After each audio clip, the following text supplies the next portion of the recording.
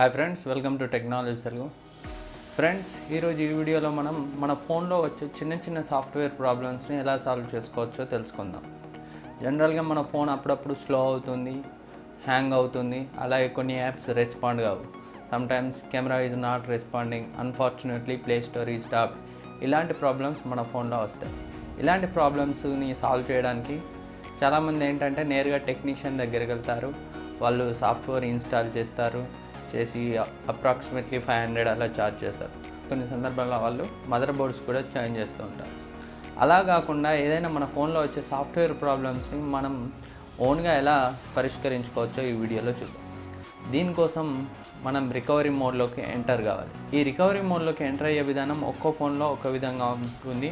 ముందుగా ఫోన్ని switch off చేయాలి. స్విచ్ ఆఫ్ చేసిన తర్వాత పవర్ ప్లస్ వాల్యూమ్ డౌన్ని ప్రెస్ చేసి పట్టుకోవాలి. ఏంటి, ఫోన్ స్విచ్ ఆఫ్ అయిన తర్వాత పవర్ ప్లస్ వాల్యూమ్ డౌన్ని ప్రెస్ చేసి మినిమం 2-3 సెకండ్స్ హోల్డ్ చేసి పట్టుకోవాలి. అప్పుడు మనం రికవరీ మోడ్లోకి ఎంటర్ అయ్యే ఆప్షన్స్ వస్తాయి. అలాగే శాంసంగ్ ఫోన్లో power plus volume up, volume down 3 ఒకేసారి ప్రెస్ చేసి పట్టుకోవాలి.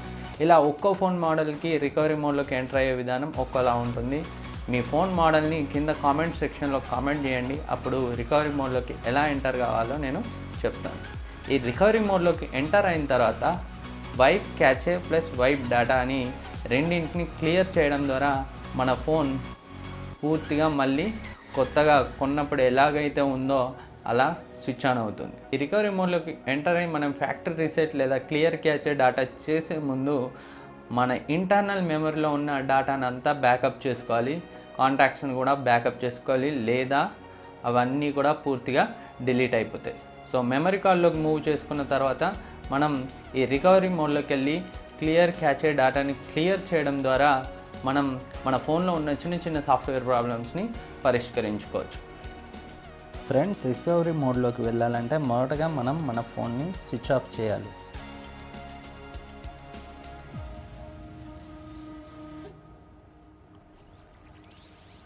సో రికవరీ మోడ్లోకి వెళ్ళే విధానం ఒక్కో ఫోన్లో ఒక్కోలా ఉంటుంది.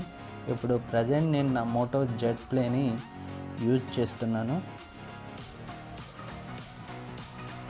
స్విచ్ ఆఫ్ అయింది. ఇప్పుడు power button plus volume down button press చేసి ఒక 2-3 సెకండ్స్ పట్టుకోగానే ఇక్కడ ఆండ్రాయిడ్ ఐకాన్ కనబడుతుంది కదా, ఇలా కనబడుతుంది. సో ఈ ఇంటర్ఫేస్ మీ ఫోన్లో వేరేలా ఉండొచ్చు. మోటో ఫోన్స్లో మాత్రమే ఇలాంటి ఇంటర్ఫేస్ కనిపిస్తుంది. సో యాక్చువల్గా ఇది రికవరీ మోడ్ కాదు, ఇది fast boot mode. So recovery mode వెళ్ళడానికి మళ్ళీ పవర్ బటన్స్ వాల్యూమ్ కీస్ ఉన్నాయి కదా, వాటిని ప్రెస్ చేస్తే మనకి ఇక్కడ డిఫరెంట్ ఆప్షన్స్ కనిపిస్తున్నాయి. ఇదిగోండి, ఇక్కడ మనకి రికవరీ మోడ్ వచ్చింది. దీన్ని సెలెక్ట్ చేయాలంటే మనం పవర్ బటన్ ప్రెస్ చేయాలి. సో ఈ ఫాస్ట్ బూట్ మోడ్లో పవర్ బటన్ సెలెక్షన్కి కీస్, వాల్యూమ్ కీస్ నావిగేషన్కి పనికొస్తాయి. అంటే పైకి కిందికి జరగడానికి పనికొస్తాయి, ఎందుకంటే ఇక్కడ మనకి ఫోన్ టచ్ పనిచేయదు. సో ఇలా మళ్ళీ ఈ ఐకాన్ కనిపించిన తర్వాత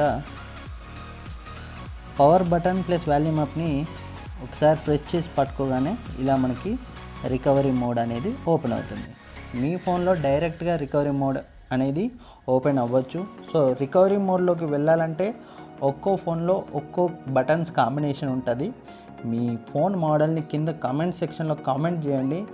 రికవరీ మోడ్లోకి వెళ్ళి ఎలా ఫ్యాక్టరీ రీసెట్ చేయాలో నేను చెప్తాను. సో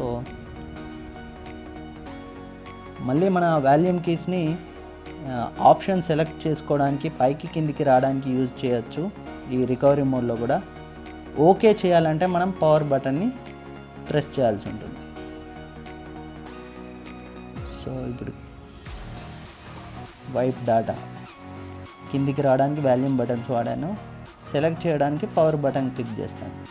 సో ఇందులో మనం యూజర్ డేటా మాత్రమే ఇరేజ్ చేయొచ్చు, పర్సనలైజ్ కంటెంట్ కూడా ఇరేజ్ చేయొచ్చు. కానీ రికవరీ మోడ్లో ఫ్యాక్టరీ రీసెట్ చేస్తే మీ డేటా అంతా పోతుంది, కానీ ఫోన్లో ఉండే చిన్న చిన్న సాఫ్ట్వేర్ ఇష్యూస్ మాత్రం సాల్వ్ అవుతాయి. సో ఇది చేసే ముందు మీ ఇంటర్నల్ మెమరీలో ఉన్న ఫొటోస్, వీడియోస్ అనేవి బ్యాకప్ చేసుకోండి, అలాగే కాంటాక్ట్స్ని సేవ్ చేసుకోండి. ఫ్రెండ్స్, ఈ రికవరీ మోడ్లోకి ఎంటర్ అయ్యే విధానం ఒక్కో ఫోన్లో ఒక్కోలా ఉంటుంది. మీ ఫోన్ మోడల్ని కింద కామెంట్ సెక్షన్లో కామెంట్ చేయండి, నేను రికవరీ మోడ్లోకి ఎలా వెళ్ళాలో చెప్తాను. ఫ్రెండ్స్ ఈ వీడియో నచ్చితే లైక్ చేయండి. ఈ వీడియోలో ఉన్న ఇన్ఫర్మేషన్ ఏదో ఒక దశలో మీ ఫ్రెండ్స్కి యూజ్ అవుతుంది. సో అందరితో షేర్ చేయండి. Thank you for watching. Good bye. మా ఛానల్ అప్డేట్స్ మీ మెయిల్లో పొందడానికి ఈ వీడియో కింద ఉన్న red colour subscribe button click చేసి పక్కనే ఉన్న బెల్ ఐకాన్ని క్లిక్ చేయండి.